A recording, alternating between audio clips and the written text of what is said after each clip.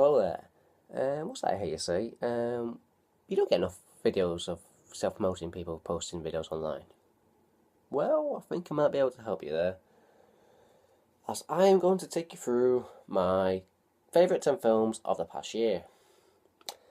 I can tell you this, it was one hell of a bloody struggle. I probably started around with a list of about 30 films that I really liked, got it down to about 16 or 17 that I pretty much loved. And some bloody harsh decisions were made, getting it down to 10. So what I've done is, to the best of my abilities, is I've sort of gone through the 10 in terms of genre. Um, so there should be something for everybody. It's showcasing the best of that genre. And yeah, well, you'll now see. I'll start off with some rather obvious choices, which are probably rather well known to most people. I've selected pretty much straight away the Lego Movie. Um, Other than the obvious fact that it is just truly comedic, because many funny moments in this film.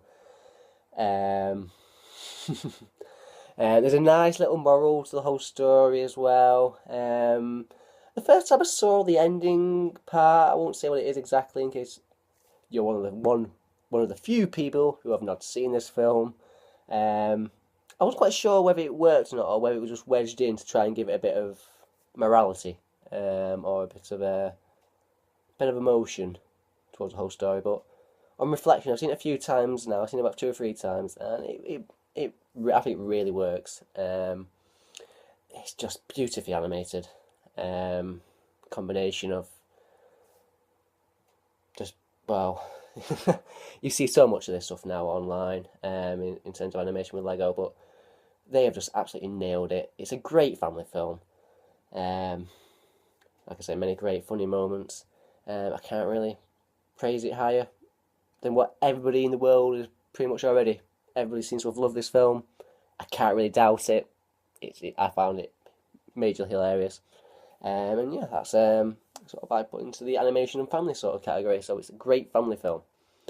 I'll move on, not too big a turn, but in terms of a bigger block, what I thought came to the best blockbuster of the year, and I had to go with Guardians of the Galaxy. Once again, it's something you've not. Well, you have kind of seen it before. It's taking in from some Star Wars, clearly, from its just different sights and sounds of space, the variety. It's just something fresh again, something fresh. And the wit in the script is incredibly good. All well, it's even the nostalgia of the whole film in the first place is just incredible. It's just like they've created a soundtrack as well. That is just it's so rare to have a soundtrack that just every song after song after song just works, and it's not to a point where you're noticing the song over the moment. They both are intertwined perfectly. Um, so yeah, the soundtrack's great. The visuals are great. The spectacle is great. Um, like some of the lines are just wonderful. Some of the comedic lines are brilliant. Um, yeah, I think it's fair to say most people again have been quoting it, along with Lego Movie. It's just and once again, it's a family blockbuster. It's got one or two moments obviously that are maybe a bit more for adults, but overall the kids are going to get something as much as the adults, and that's why it works so well. Over as done so well, I think overall in terms of its popularity. Um, who who would have seen it coming? To be honest, because it was an unknown property, but like I say, special effects, music, um, comedic value, it does the job. It's fantastic. I absolutely loved it. Can't stop recommending it to other people. There's my second one. Um, Next, I'm gonna go. No, I'll keep on going for sort of your popular films for the moment. What I consider the more popular and seen films. Um, it's a personal favourite, Marion, this one. Critics did like it, but I don't think as many people saw it. It's Edge of Tomorrow, with Tom Cruise. Effectively, the story is you're in a future alien war that's on Earth. Aliens have invaded. Um, Only there's sort of a slight twist in the tale. It's not your usual just out and out fight between aliens and humans. Um, it takes, as it's been mentioned before by many prominent critics, sort of it's a Groundhog Day take on the whole sort of thing. They do weave it into the plot so it works, but it's effectively Tom Cruise as a soldier. He goes into battle. Not going to spoil anything here because I'm really not going to spoil anything here, but he does die in battle. Only that he then suddenly wakes up and he's back in the army base the previous, well, that very morning, to be fact. Um, and it's how he deals with each one, how he effectively uses that, just like probably like Bill Murray does in Groundhog Day, about how he uses that moment to sort of deal with his surroundings, with people, with the enemy. Um, yeah, and it's done really. That's the thing about it. It's done comedically as well, and I think t- Tom Cruise is the most reliable big actor you can hang a blockbuster on. He he he just gives it all, um, and just makes it work. Bill Paxton, oh, I love Bill Paxton. He just has a great. It's almost reminiscent. Partly his part of his role in Aliens. Oh, look at it. Oh, I just realised that. Yep, poster in the back. Uh, yeah, his role in Aliens as a Marine, only he's now sort of a general. And I personally found that very enjoyable. It's almost like a nod by the filmmaker, say, "Yep, you did a good. We know you, Bill Paxton. We know you're right for this role as well. You're not doing a supporting role. Brendan Gleeson pops up, good role. Emily Blunt is just kick ass, to be honest.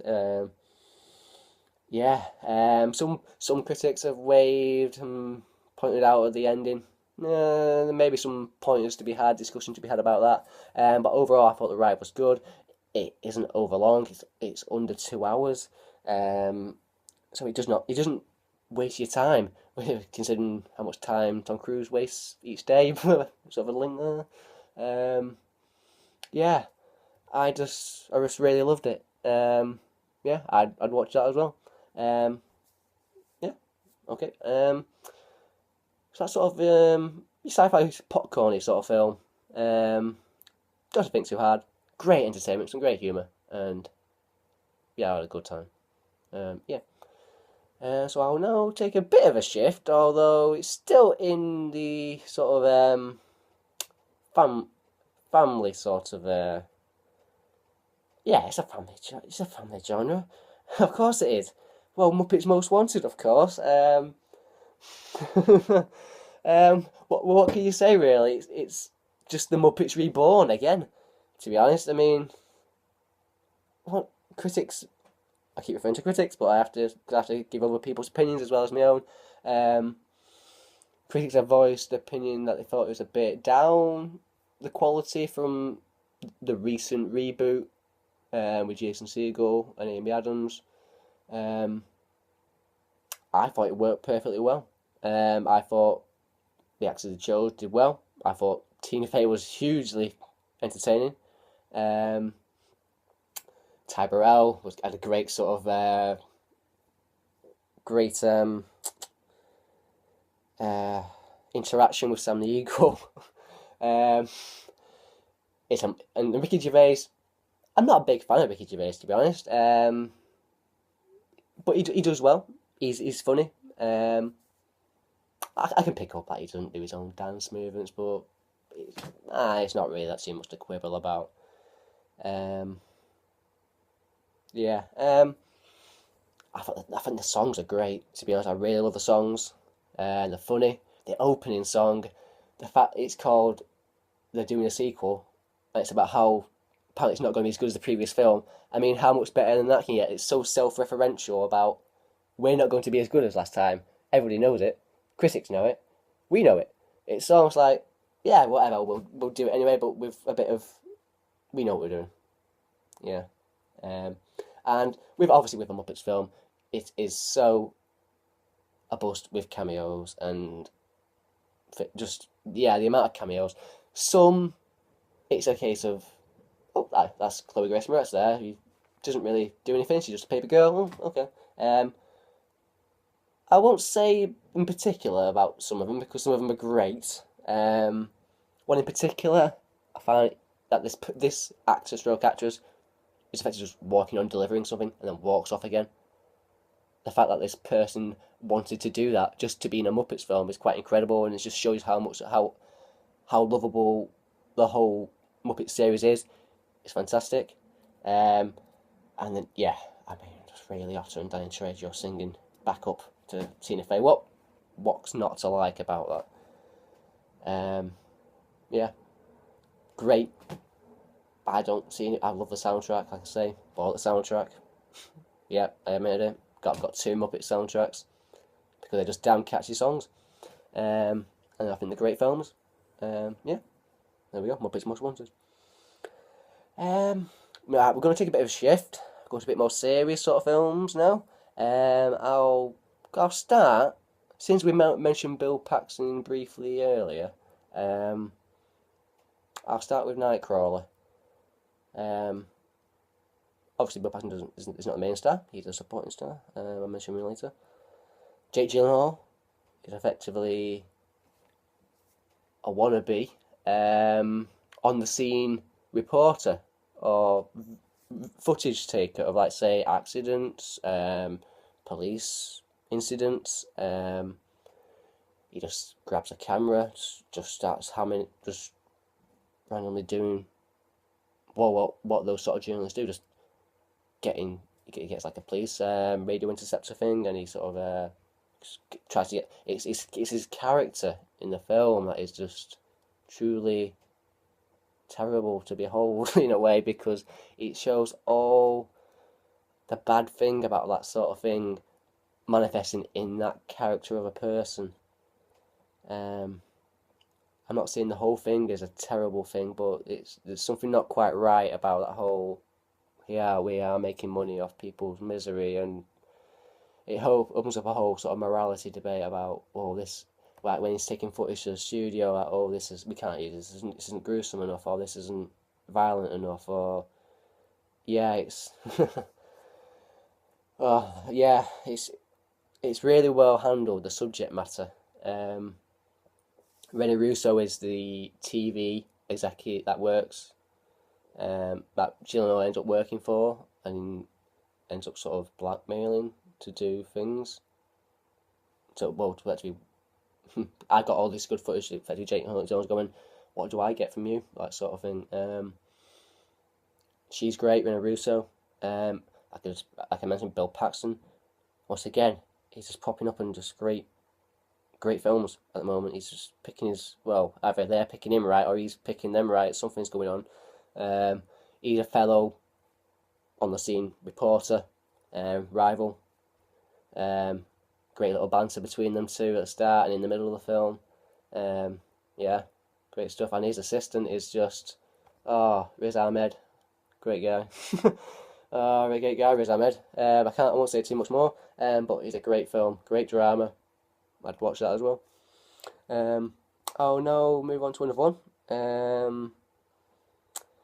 What shall we go with? Let's go with American Hustle. New Year's Day. New Year's Day it was out this year, so it just made it in. Personal favourite for me. Critics, although they love aspects of it, they didn't rate it as a whole. I just love the script. The script is just so seductive in the way it goes about its business. Christian Bale and Amy Adams are effectively con artists who end up, through their own misdeeds, getting recruited by FBI and FBI agent Bradley Cooper to effectively con somebody else to con Senator Jeremy Renner to catch him with bribes and so on and so forth. And it's just the chemistry between Adams and Bale, and then Adams and Cooper, and yeah, it's just, the sets are brilliant, the script is brilliant, once again the sound, well, soundtrack, this score, is it a score? Yes, probably a score with jotted tracks in here and there. It's great.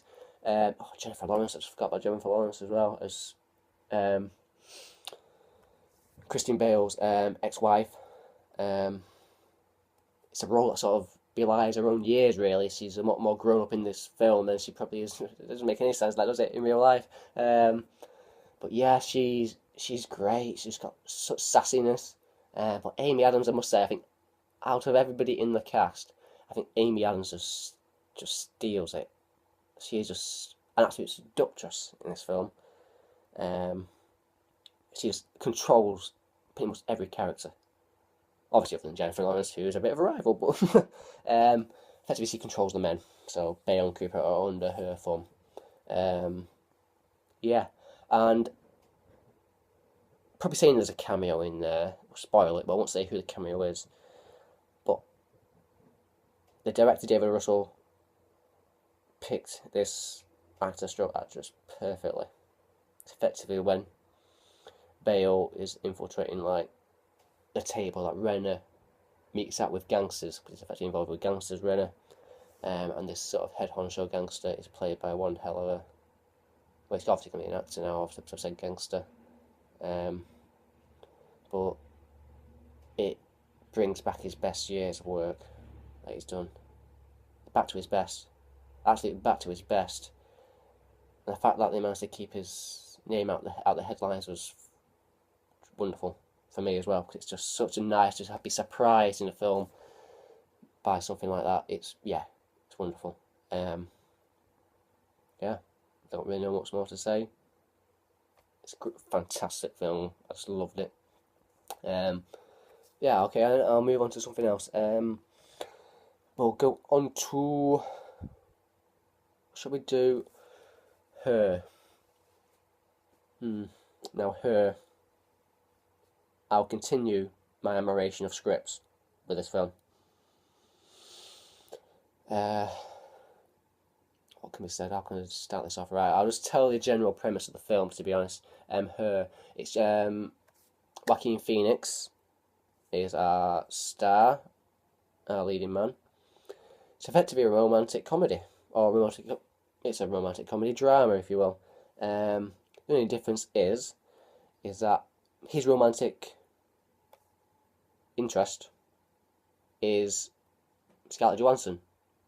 Sounds good at the moment, doesn't it? Only Scarlett Johansson voices an operating system of a computer, obviously. It goes without saying.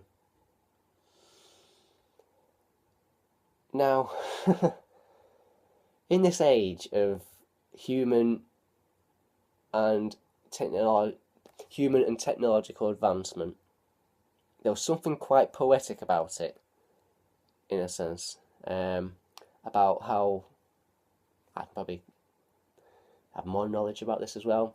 Is people's less and less interaction with other people, and more with what screens in front of them, because they feel that screen will not hurt them. They can control what's going on. There's something just that Spike Jonze has just absolutely nailed.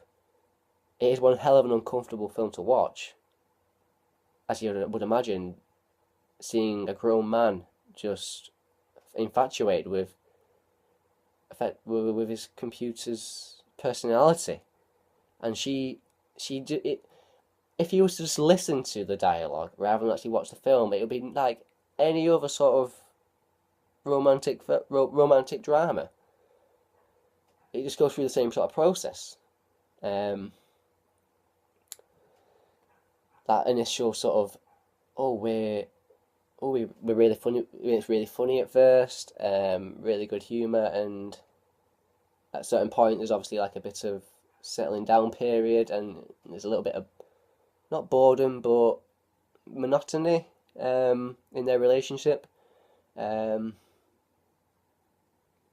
And it sort of results in a bit of spite.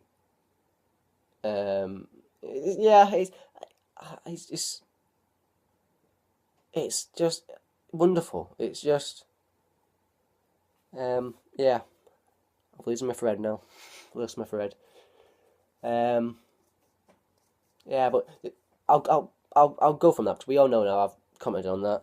The relationship and how, like I say, it's so uncomfortable to watch, and in the cinema it was so uncomfortable to watch. Yet so essential to watch. I couldn't. I was just transfixed. It's been a long time. It's very rare. I'm absolutely transfixed by moments in the cinema because I feel like I'm aware of other people around me, but sometimes I was just, oh, this is just ridiculously good. Um, yeah, visually, no cinematography. Sorry, not visually. The cinematography of Spike Jonze as commissioned. I'm not sure if he did it. I assume he didn't do it himself. He hired a cinematographer, but it's wonderful. It's just beautifully shot. Um, Arcade Fire did the score for the film. I mean, how more appropriate are they for that sort of like advancement in? They're effectively the Thinking Man's rock group. They've been referred to, um, and this film does make you think um, about your own place in how you deal with relationships and people and technology and yeah, there's great little support going on. Chris Pratt is in there. Amy Adams again. She had a good few months at the beginning of the year. Yeah, of all the films probably I'm going to mention tonight, this is, I said, the one must see because you've not seen anything quite like it before, and I think it's quite a special film. Um, yeah, it's yeah. I'll just leave it on. It's an incredible film. Watch this film. Um, right, so where do we go from there then? My one must film. Oh, well, the rest mustn't matter then. Okay. No, I'll go with Oh, I can't really go. I'll do that one after. I'll go for Interstellar. Christopher Nolan. It's the spectacle film of the year. Unfortunately, Hobbit he got pushed out by Mr. Nolan. Mr. Jackson he got pushed out by Nolan. Sorry about that. But I felt Interstellar had a bit more. I've seen a few Hobbit films. Maybe that's the problem. Interstellar felt a bit more fresh again. Um, as Nolan tries to do, he tries to do highbrow. He tries to do a highbrow blockbuster, effectively, doesn't he? Um, it's been fairly commented, in my opinion, that sometimes he probably thinks he's a bit cleverer than what's actually going on. Um, but I think this film, I can't. Generally, the plot is that the Earth is dying out. There's these massive dust storms that are destroying crops and so on and so forth, and humanity will not survive on the planet. Matthew McConaughey is effectively the astronaut who is going to lead a team into space, and there's a black hole in space that just randomly pops up. Yeah, okay, as they do. And it leads. Is it a black hole? Or is it a wormhole? Ah, oh, damn it! I'm forgetting my scientific space terms now. I can't remember which one it was. But either way, if it's a black hole or wormhole, it effectively takes them to there's 3 planets that could be habitable. Is that how you pronounce it? And it's effectively to fight. There's 3 scientists. 3 scientists already been sent to these planets to survey them, and then it's McGonagall's team to go there and see which of the 3 is the one that they can actually either. Well, I can't say too much. Well, effectively go on with humanity on this planet. Um, like I said earlier, this is a spectacle film. I saw it at the IMAX. It's rewarding at the IMAX for what it is. The space scenes are wonderful to watch. The actual going through the wormhole, black hole, I can't remember. But the visuals of that are just wonderful because it's not quite like something you've seen done before. It's not your standard special effects. There's something a bit different about them that makes them a bit quirky, a bit more. I like that. That's a bit different. Yeah. When you get to the planets, each one, it's just an orgasming orgasming moments on one of them. I just got a shiver up my spine now just thinking about it again. Yeah, it's a turn. Yeah, I must say it's a turn your brain off film. In a sense, it is, but then it tries to sort of no. In a way, it is, but then it goes in sort of a different way at the end, which is it's interesting. It's certainly interesting the angle and way he goes Nolan towards the end of it. Yeah, I think it worked quite well. You've just got to go with the film. If you're not willing to suspend your disbelief for a moment, you'll be sat there going, "What the hell's going on with this? I can't believe they're trying to do that." You've just got to suspend your disbelief. You do that, you have one hell of a good time watching this film. Yeah, Interstellar. Really enjoyed it. See it in the IMAX, please, if you could. So from big spectacle of space and the death of the human race to a smaller subject. Well, I say that's a bit insulting, to be honest. Not a small subject. It's a smaller film, but with a big subject matter. 12 Years a Slave.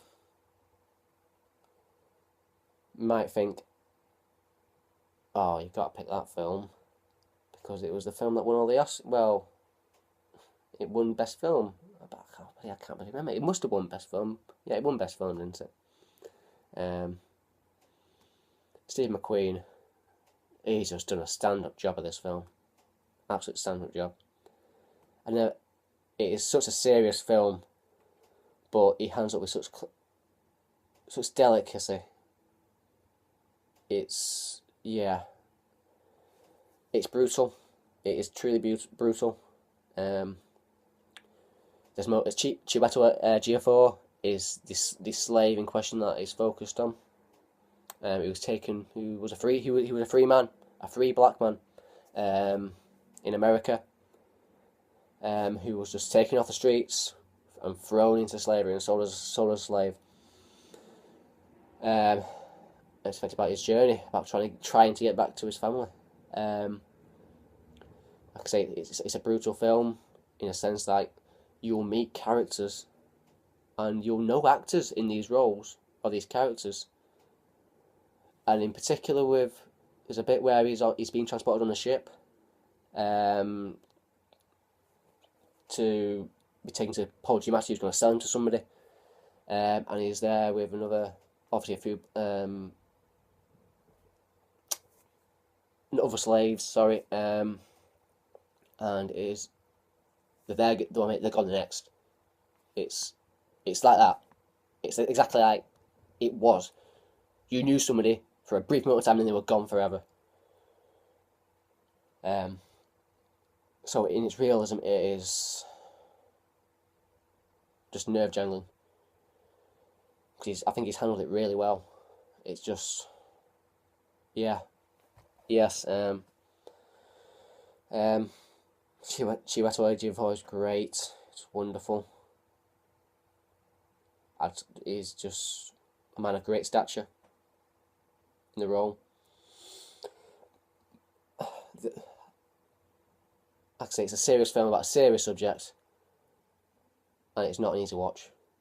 But because of the subject matter and the quality with which it's made, once again, you may only watch it once, but you must watch it once.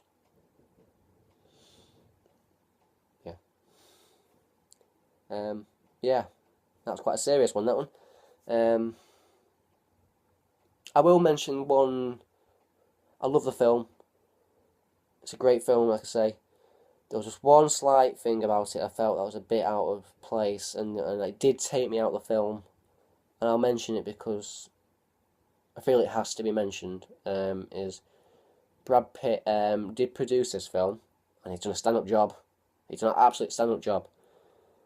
What he didn't need to do probably was put himself in a role in this film, because suddenly he was Brad Pitt in this film. And he was bigger for that brief moment. Yeah, it's a small thing. It's a very small thing. It doesn't detract from the whole film, but it is noticeable, and it could have been stopped. And because Pitt has produced this film as well, it didn't need to be done. Fantastic film. Like I say, watch this film. And I think we're on to our final film, and it's probably one. I'm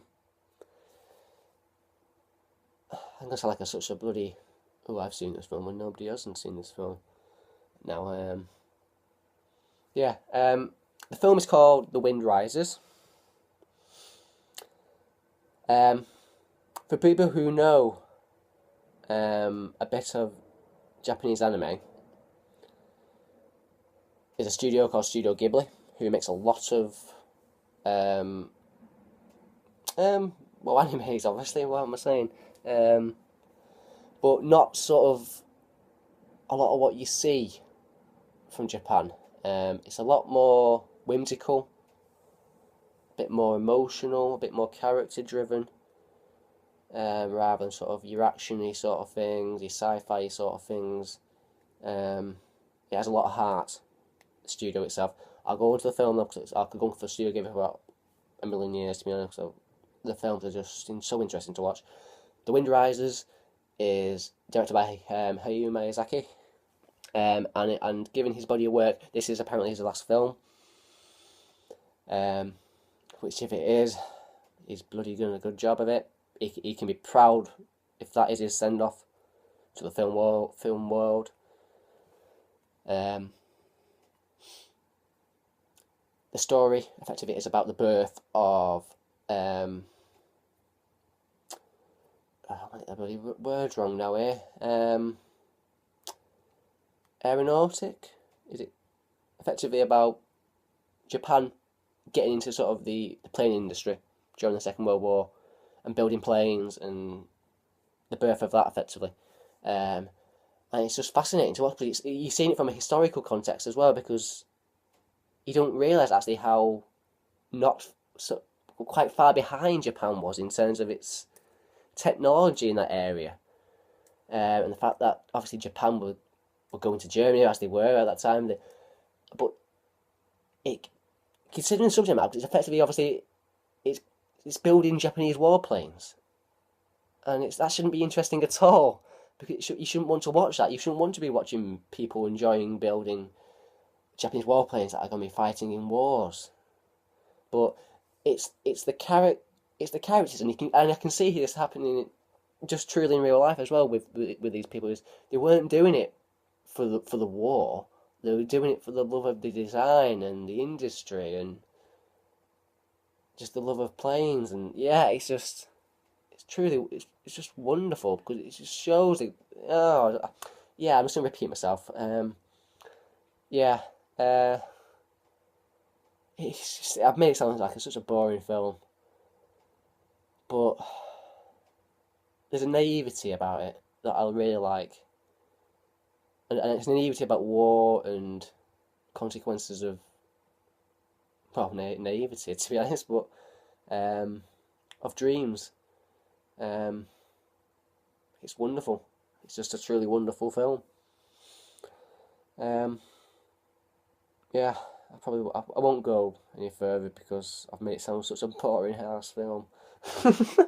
I should have done a bit more research just before I did this on it. But I saw it back in, I think it was back in, was it March?